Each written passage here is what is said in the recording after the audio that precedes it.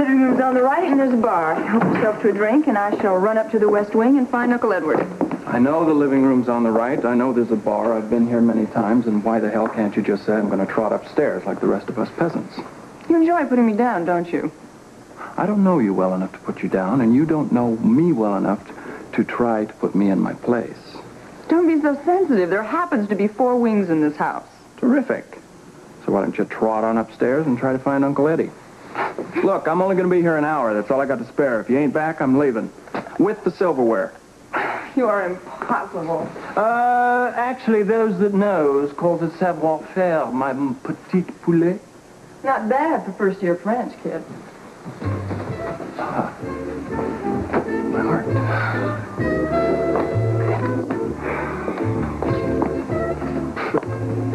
First-year French.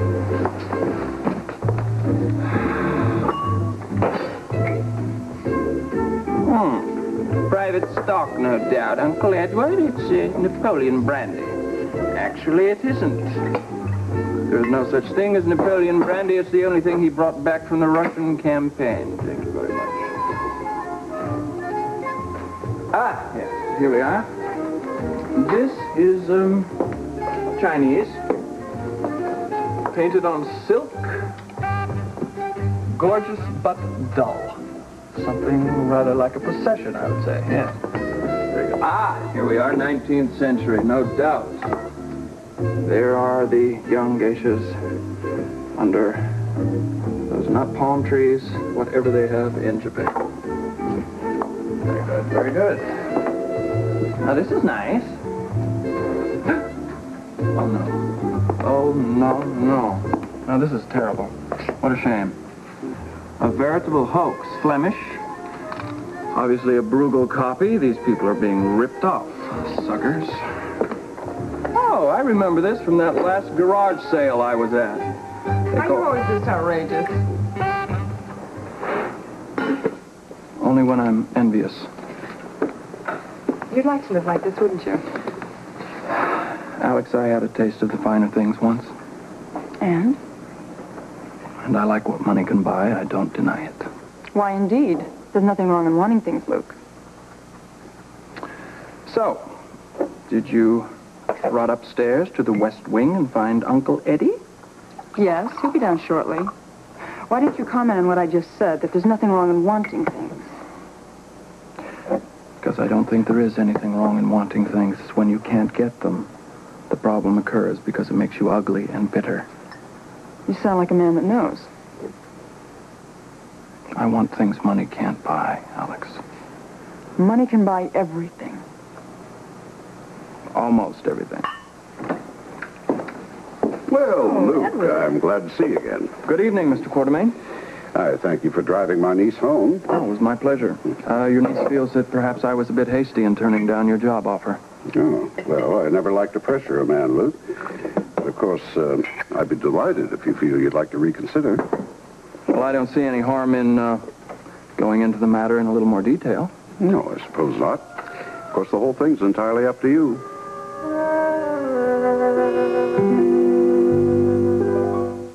Sums up everything I can tell you about the job, Luke. In the field of international finance, why, competitors are pretty much like the pirates of old.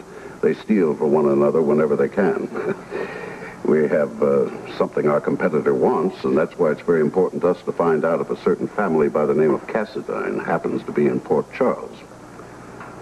You think that you can establish what they're up to if you can find out if they are here? Oh, precisely. Oh, it's an intriguing challenge, to say the least. Yeah. I thought it might appeal to your imagination. You say this project involves millions of dollars. More like billions. That kind of money is always difficult for me to perceive. Pieces of paper, actually. It's the power that those billions represent that's at stake. Well, power corrupts faster than money. Absolutely. Which one do you want, Luke? Both. Well, that's honest, at least. I understand that you have some questions about the job. Yes, sir, I do have a few. Well, let's see if we can't get some of them answered. Perhaps the job might be a little more attractive to you if you knew the kind of money that we're prepared to offer for the information that we want. $5,000. $5,000. For a task that seems so simple, I would say that that means that somewhere in there is some hidden danger involved. Not in this case. All we want you to do is find the Cassadine brothers. What we need is a man we can trust to be discreet above all else. See, if our competitors got wind of the fact that the Cassadines might be in town, why, the chain effect could be very costly. I see. So you want to find out if the Cassadine brothers are in Port Charles, and if so, how to locate them? Yeah. Doesn't seem like an impossible task, does it? No, not at all, actually. Not at all. Tell me, do these Cassadine brothers, are they in business together? Well, they have many vast holdings in many industries, mining mostly. We don't need to talk about that, Edward. No, we really don't. Now, there's just one other thing, Luke. Neither Alex nor I wish to be associated with this enterprise. In other words, we don't want to seem to be too interested in the movements of the Cassadines. Otherwise, they'll suspect that we suspect them of piracy. Tricky situation. Very. And we shall have to put our trust in your absolute discretion, of course. Of course. Well, what do you say, my boy?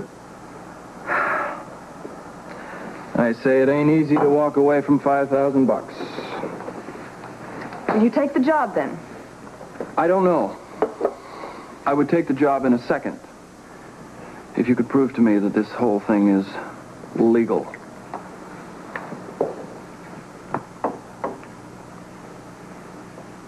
I beg your pardon.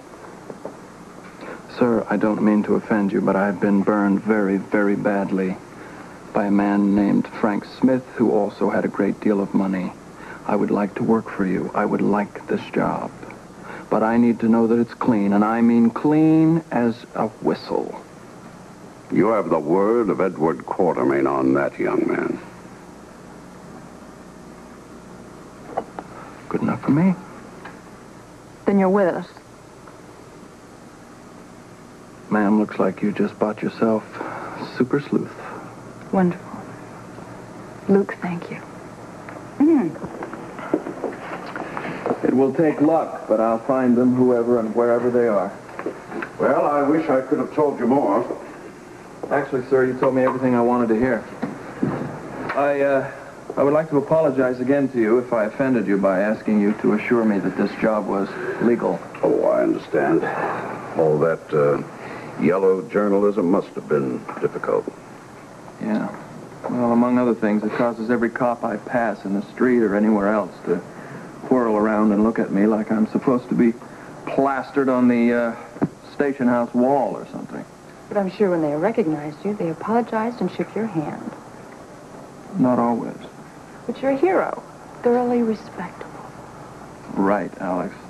You are. Thank you. Don't you want to be respectable? I want to be respectable more than anything in life. I hunger for respectability. Are you laughing at me? I only laugh at myself. He's telling you the truth, Alex, even though he's teasing you a bit. Luke wants respectability. That's one of the reasons I like him, and one of the reasons I'm glad that he's working for us. Why is my need for respectability an asset to you, Mr. Quartermain? Because it'll give you greater understanding of the world you're about to enter, young man. The Cassadines, for example, are leading figures in the financial community. They are very aggressive, wily, but completely respectable. Maybe we should all form a club. Now he's really putting us on, Uncle. No, I'm not. I value respectability more than money. I wouldn't go so far as that, young man. But since you mentioned money, let me give you a check as an advance payment on your work in finding the Cassadines. No, that won't be necessary. No, I insist, Luke. No, please. Why don't we just wait and see what I can do? I trust you. I mean, we all are part of the same club, aren't we? Relax.